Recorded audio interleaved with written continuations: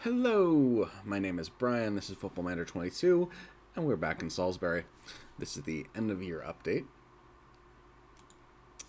As you can see from the club vision, the board is largely happy with us. We haven't apparently achieved playing direct soccer, but we're meeting all the other culture requisites. Still on budget. We failed to make the FA Trophy semifinal, but that's due to the fact that we drew a tough Southend team that is in second place in the VNL. And obviously, we achieved our goal in the FA Cup, where we made it all the way to the fourth round before losing to Fulham. Spoilers. In terms of transfers, we picked up two more defensive players. We signed Harvey Godsmark Ford from Telford. Apparently, we had to pay them for him, though I wouldn't necessarily have signed him if I'd known I was going to have to pay that $14,000. It's absolutely not a huge price, and it didn't hurt our finances, really. It just was a bit of a surprise. It seemed like he was out of contract with Telford. And then we signed Gary Brimble here right back, and so we said goodbye to Otse Taiwo as part of our right back rotation. Since we last left, things went pretty well. We beat Chesterfield, and then we can see our loss to Fulham and our loss to Southend, which came on a 93rd minute own goal, attributed to the keeper. I don't really know what the criteria is for own goal. It didn't feel like one to me. The ball was a hard shot that kind of slipped through Sinisalo's hands. That doesn't feel like an own goal to me. Should probably be credited to the guy who took the shot, but scorer is going to score. Anyways, so in the VNL, obviously, we won our next 9 matches before a draw with Kettering and winning 2 more. The only thing that broke that winning streak was this loss to Harrogate on the road.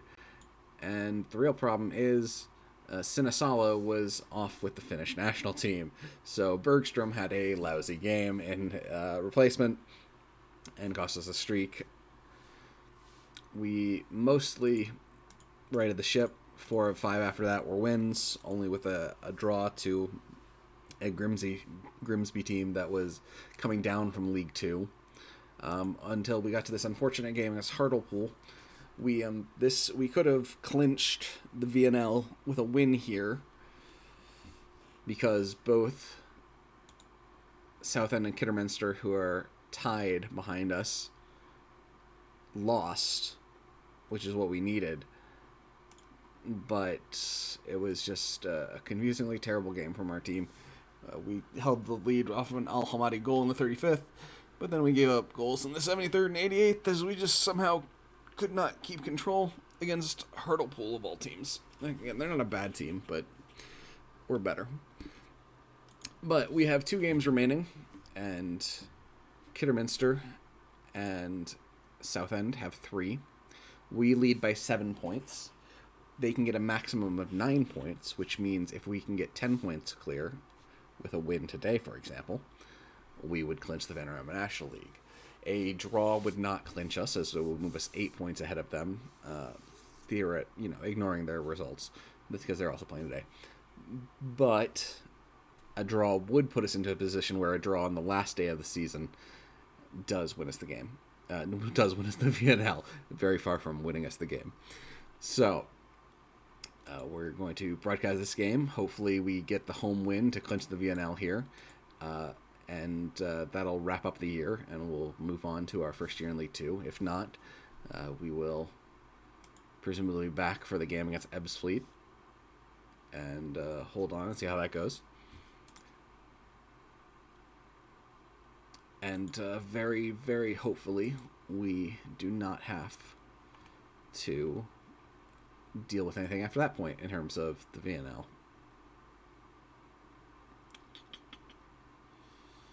I'm going to take a look instead of manually agreeing. I want Shodden on the back line along with Godsmark Ford, Hackett, Brimble, Hazeman. Yep, fine with all that. Carrington, Spong, Smith, Hazeman. Yeah, I want Trevitt as an option. Al-Hamadi, Sturridge. Yep, that seems fine to me. So again, one of the big problems has been players upset about playing time. Our star, quote unquote, left back Hackett, because our fullbacks aren't super involved. I mean, they're involved. It's just they're more defensive players, not really involved in the offensive attack that much. So calling him a star player is always a bit questionable, because he's just one of 4 on the defensive back line. But he's listed as a star player, and he is the best player on our team, I'd say, by attribute. But he'd been unhappy with being rotated as much as he was. But I rotate nearly everyone. Part of the reason we signed Captain Sturridge on the breakaway, finds an angle, and it's saved. Part of the reason we signed 2 more defensive backs, though we obviously released one in response, is that so we could get more of a near complete rotation going. Apparently Schotten was very aggressive in the box. We already have 2 yellow cards. That's not a great start to the game. Officials asserting themselves early. And, maybe that led to Schotten being timid there and letting them score a header on a cross, something that on a corner that doesn't often happen.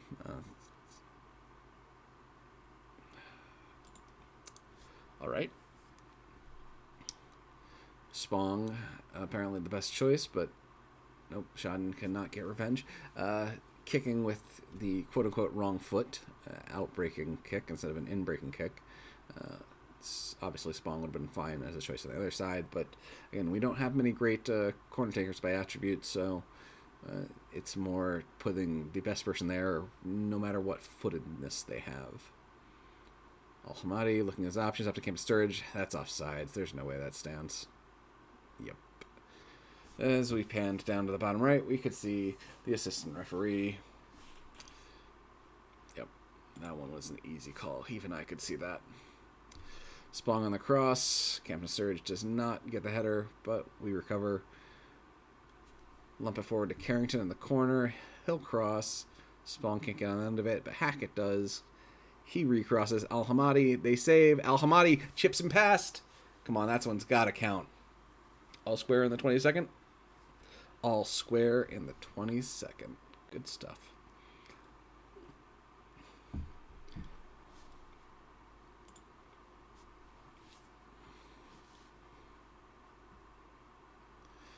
Not terribly well placed, which I appreciate from them in terms of where that kick went. Smith will run out the break and play it back to Hackett as they cut off his angle. Up to Hazeman, finds Campton Sturridge. Al-Hamadi is kind of drifted onto the far side. Plays that to Carrington, takes a shot. I like to look, and saved by the keeper over the top. And that means Spong will take us in their corner.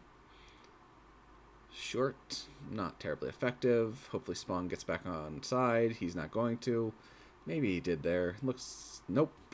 It just, that's one thing that kind of truly gets my goat is that a corner taker is not, when a ball gets recycled out, shouldn't their first instinct be to basically up to Campus Sturridge, has an angle, but doesn't have the shot for the angle. When a corner taker takes a shot and the ball is played back into the middle of the field, shouldn't they, kind of be rushing to get back on sides as opposed to lingering in offsides territory and confusing any attacking players? I mean, you'd like it if the players who had the ball would also look and try and evaluate that the corner taker is still offsides, but I put more responsibility on Spong on that one. Get back on sides, buddy. We did just make an adjustment. We told our guys to stay on their feet as Hackett, Schotten, and Godsmark Ford are all on yellow cards now. 3 over 4 defenders. Obviously, we do not want to pick up a red card in, midway through the game and try and play and win on 10 men. Shot up the middle, saved, doesn't control it. Unfortunately, they're the first one there. But in desperation, they just play off the side. But with no highlight coming off that, looks like we will, go to halftime all square. Obviously, we've had the much better of it today so far, but have struggled to actually get a second goal after they got a relatively lucky goal on their corner. Believe, boys. Believe. All right, let's get the second half started. We got the opening kick. They get this one. Devar kicks it off Hackett, and they will get the throw in. Will we get a highlight? We will get into continuation, and then taken away. Looks like they fouled Carrington. No card, despite the fact that it looked hard. Carrington plays in the middle. Gossmark's forward, kicks it off someone, and Shodden fails on the rebound. Southend has a goal against Solihull Moors. Looks like Shodden got in the end of that one for Spong. And we will take that requisite lead. The taste of the titles in our mouth. Salivating. Let's find a way to choke it away. Let's not. Good start from Schotten.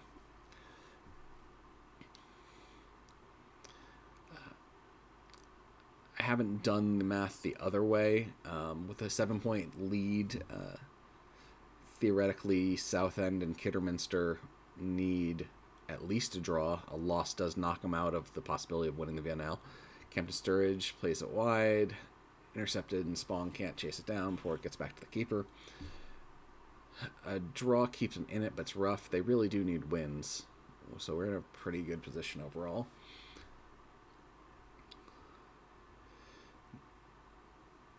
Torquay has started picking up their own yellow cards. The officials decided to even out the calls. Out to Hackett. No, saved by one of their defensive backs. I'm going to change this over so I can actually see their formation.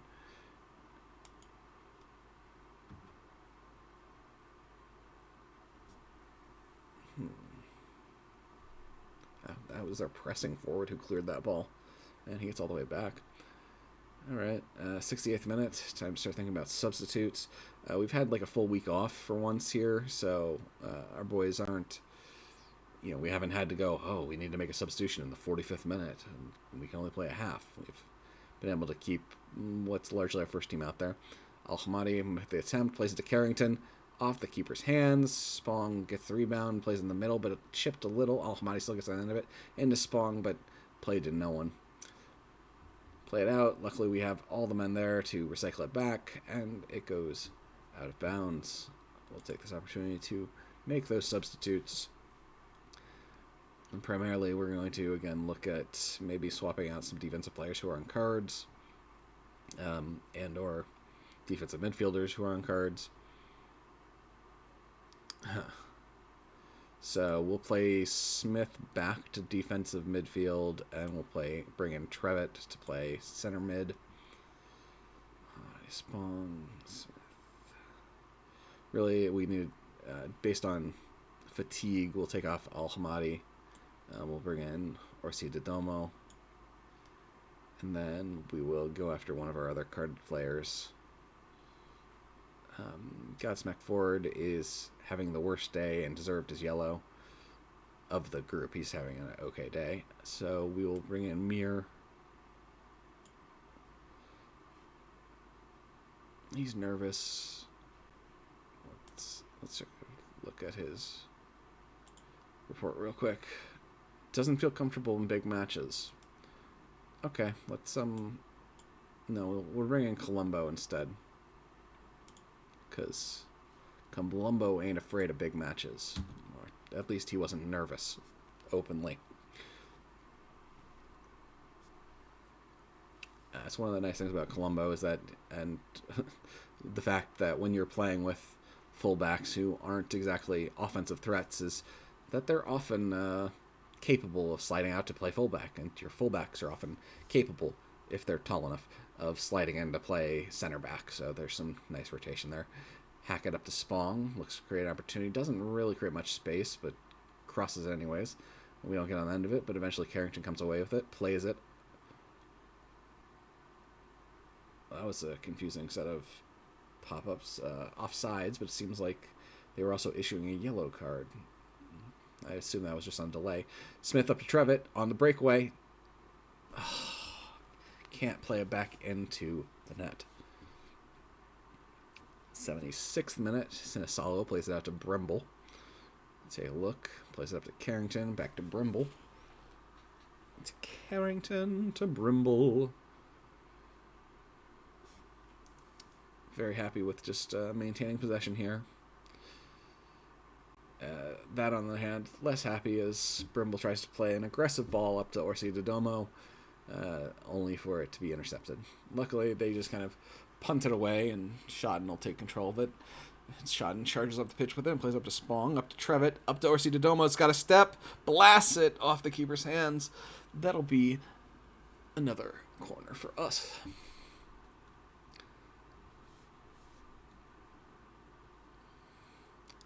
Spong will take his time, despite the fact that I have not yet toggled the, hey, waste a bunch of time. Trevitt plays back in the middle, thankfully, doesn't play it to an offside Spong. Spong on the wrong side, off the woodwork. As they chip it away, and let's end the highlight. We're headed here into the 85th. I will go ahead and kick up time wasting with our 2-1 lead. Hackett plays it forward to Orsi Dodomo. Heads to the corner, plays it back into Campton Sturridge. Campton Sturridge with the goal, 21st of the year. And a big one for us, giving us that 2-goal lead. It would be truly something special to give away the Vanarama National League title right now. Kidderminster's on a draw right now. We are in 80 plus 3 of 80 plus 4, 90 plus 3 of 90 plus 4. The games go 90 minutes, not 80. I do know that.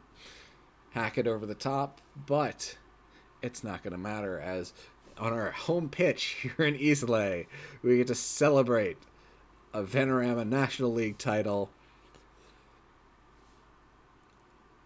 The man who is presenting the trophy has a mohawk. That's fantastic. All right, good stuff. I have... Yes. Time to celebrate. Good stuff. So, we have achieved promotion to League 2. We are going to have a meeting here about about becoming a professional club. Obviously, we will basically have to agree to that going up to League 2. We've achieved a lot of promises that we signed a lot of our players. So we said, hey, we're going to get promoted within the next 2 or 3 years. So it's good to have them cleared off the books. I'm happy Hackett didn't throw a fit when we failed that we had to put it back on the books in terms of promising playing time. So yeah, I will go through all this rigmarole, figuring out the new initial budget. 1.11 million. Wow. I don't even know what I'll do with that money. Probably nothing, knowing me. I will go through all of everything and be back with you in a couple of days and a couple months in game as I come back and show you what all we've done to build up to being a League 2 team. Thank you for your time. Happy to respond to any comments or questions anyone might have. Like, comment, subscribe. Thank you very much, and have a nice day.